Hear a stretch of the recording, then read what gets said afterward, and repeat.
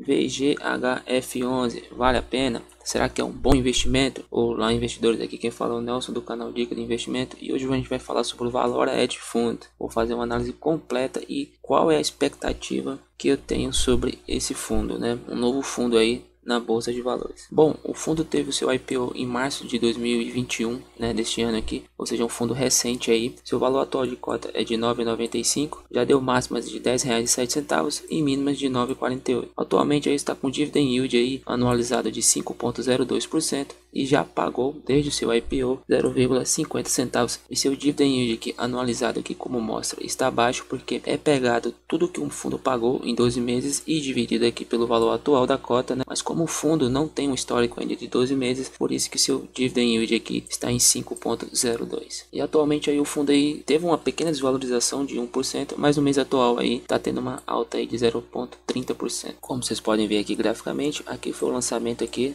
na data do seu IPO aqui, e o fundo ele teve uma queda aqui, né? Permaneceu em queda e agora que está novamente aí pegando preço. Continuando aqui falando dos seus números, o fundo tem um VPC, um valor patrimonial por cota de 9,66 e atualmente é um patrimônio aí de 159 milhões. Bom, atualmente seu PVP é de 1,03, ou seja, o fundo está com um ágio de 3% e o fundo tem um valor em caixa que corresponde a 1,25% do seu valor patrimonial, que é em torno aí de quase 2 milhões. E como vocês podem ver aqui, o fundo tem apenas 11 mil cotistas. É um fundo recente, mas que está entregando bons dividendos. A data base dos seus dividendos é no último dia 8 do mês, o pagamento é ali entre o dia 6 e o dia 8 e atualmente aí o fundo pagou recentemente 12 centavos, corresponde a 1,20 da sua cotação base que era de R$10, que é um excelente percentual de 1,20. Como vocês podem ver, primeiro mês aqui que o fundo pagou foi de 0,70 e vem só aumentando aqui gradativamente, né? E como eu acabei de falar de PVP, né, o fundo está com ágio aí de 0,29 centavos, ou seja, cada cota do fundo aqui, se você for comprar hoje, cada cota desse fundo você vai pagar 0,29 a mais. O fundo está com ágio de 3%. E aqui eu vou mostrar para vocês algumas projeções que eu fiz sobre esse fundo com base nesses números que temos até agora. Bom, o dividendo médio do fundo é de 10 centavos. Por que dividendo médio? Se a gente for tirar uma média aqui desses pagamentos aqui, o fundo pagou em média 10 centavos mensais. Logo, fazendo uma projeção de 12 meses, que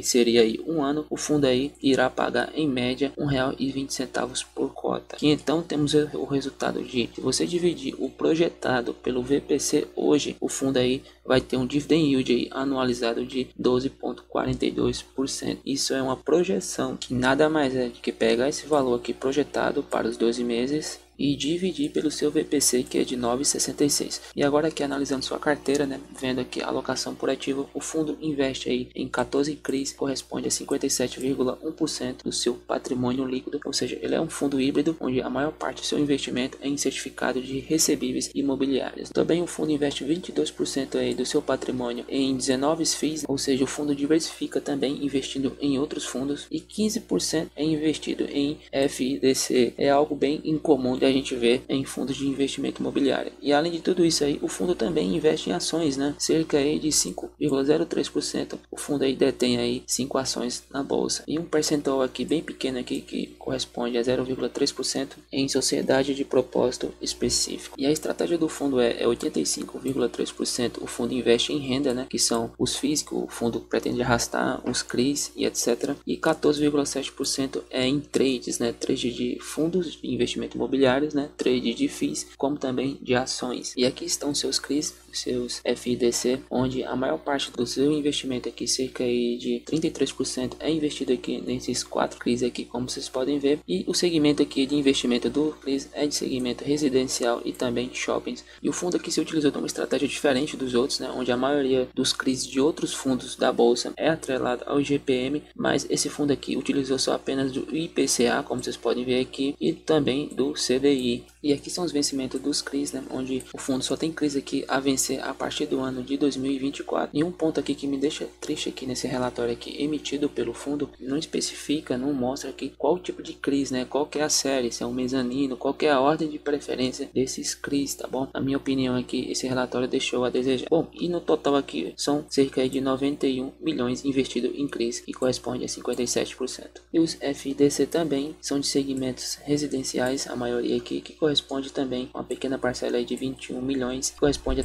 12,45%. E aqui são os FIIs, as ações e o SP que o fundo investe. Como vocês podem ver aqui, dentre esses FIIs aqui, uns dos mais conhecidos aqui são esses três aqui, que é o Kinea, o RBRL11 e o BARI11, onde o fundo está mais concentrado aqui nesses três aqui, como vocês podem ver, cerca aí de quase 10%. E aqui já vai uma dica para você que quer investir nesse fundo, é bom você ficar atento a esses três primeiros aqui que eu estou mostrando aqui, porque qualquer impacto negativo ou positivo que venha a sofrer nesses três fundos aqui vai impactar diretamente ao fundo. E todo esse investimento em FIIs aí é cerca de 35 milhões, que corresponde a 21,99 da sua carteira. E falando aqui rapidamente das ações, né? Aqui são essas ações, corresponde aí a quase 9 milhões da sua carteira, né? E um resquício aí em SPE corresponde a 472 mil. Bom, agora entrando aqui na sua DRE, né? Um ponto positivo é que o fundo disponibiliza, né, os dados aqui dos 3 últimos relatórios, também mostra o resultado aqui do ano específico e dos últimos 12 meses também. Mas ficando mais atento ao seu resultado e a distribuição de cotas, como vocês podem ver aqui embaixo, onde em maio o fundo realizou cerca de 1,7 milhões e distribuiu cerca de 1,6 milhões, que gerou 10 centavos de dividendo. E já um ponto aqui que me intriga aqui, né, que o fundo não expressa, é que em junho, né, de 2021 o fundo realizou 1,7 milhões e distribuiu a mais, né, distribuiu cerca de 2,1 milhões. Isso aqui já é um ponto negativo da DRE, porque o fundo não mostra se esse rendimento vem do caixa, né, se o fundo retirou do caixa para pagar essa quantidade de dividendo. Já falando aqui de junho, o fundo realizou 2,3 milhões e distribuiu 1,7. Aqui nos últimos 12 meses, né, como vocês podem ver, o fundo aqui está positivo. O fundo realizou 8,8 milhões e distribuiu cerca de 8,2 milhões de dividendos.